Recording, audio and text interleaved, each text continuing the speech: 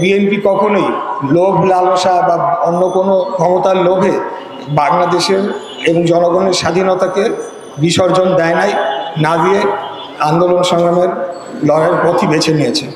একজন রাজনৈতিক পরিবারের সন্তান হিসাবে এবং আমার বাবা একজন সক্রিয় রাজনীতিবিদ ছিলেন, তার জীবনটা ছিলই জনগণকে নিয়ে, নেতাকর্মীদেরকে সাথে নিয়ে।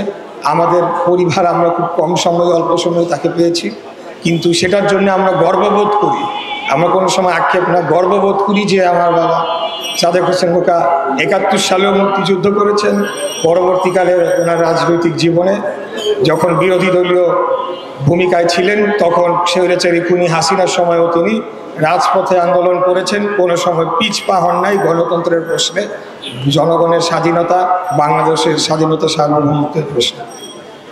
আমরা বাংলাদেশ জাতীয়তাবাদী দল যে আদর্শ নিয়ে রাজনীতি করি, শহীদ রাষ্ট্রপতি জিয়াউর রহমানের সেই বাংলাদেশি জাতীয়তাবাদ, এই জাতীয়তাবাদী শক্তি বিগত ১৭ বছর যাবৎ যেভাবেই হোক নানান জুলুম, অত্যাচার, নির্যাতন, গুম, খুন, হত্যা বিভিন্ন কিছু সহ্য করে এবং সেই অত্যাচারের মুখে আমরা দাঁড়িয়ে থেকেও আন্দোলন সংগ্রাম করেছি।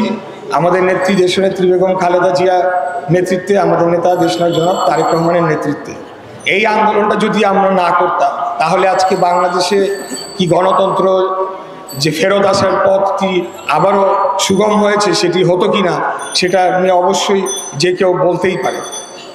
আমার বলার উদ্দেশ্যটি হচ্ছে এই যে বিএনপি কখনোই লোভ লালসা বা অন্য কোনো ক্ষমতার লোভে বাংলাদেশের এবং জনগণের স্বাধীনতাকে বিসর্জন দেয় নাই, না দিয়ে আন্দোলন সংগ্রামের লড়াইয়ের পথই বেছে নিয়েছে। নিশ্চয়ই আপনাদের সাথে আবারও আমার কথা হবে, যেহেতু সামনে ৩ মাস পর একটা জাতীয় নির্বাচন আসছে। আপনারা মঞ্চে দেখতেই পাচ্ছেন যে যত যাই হোক সব শেষে আমরা বাংলাদেশ জাতীয়তাবাদের ধারক বাহক হিসেবে, বাংলাদেশি নাগরিক হিসেবে এবং শহীদ জিয়ার আদর্শের গড়া দলের একজন কর্মী হিসেবে সবসময় এক মঞ্চে ধানের শীষকে, আমাদের দলকে, আমাদের নেত্রীকে, আমাদের নেতাকে আমরা জেতানোর জন্যে এবং জনগণের অধিকার রক্ষার জন্য আমরা পাশাপাশি থাকব।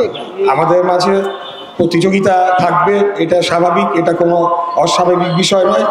যে আমাদের মাঝে চূড়ান্তভাবে দলের নমিনেশন পাক না কেন, এই আসনটি আমরা দলকে উপহার দিতে চাই আপনাদেরকে সাথে নিয়ে। এই আশাবাদ ব্যক্ত করে আজকে আমি আমার বক্তব্য শেষ করছি এবং আপনাদেরকে আবারও ধন্যবাদ জানাচ্ছি। দীর্ঘক্ষণ এখানে অপেক্ষা করেছেন। আরও আমাদের কর্মকাণ্ড নিয়ে, আমাদের প্রচারণা নিয়ে আপনাদেরকে সাথে নিয়ে আমরা এলাকার কাজ শুরু করবো ইনশাআল্লাহ। সবাই ভালো থাকবেন। খোদাফেজ। বাংলাদেশ জিন্দাবাদ। বাংলাদেশ জাতীয়তাবাদী দল জিন্দাবাদ। শহীদ রাষ্ট্রপতি জিয়াউর রহমান।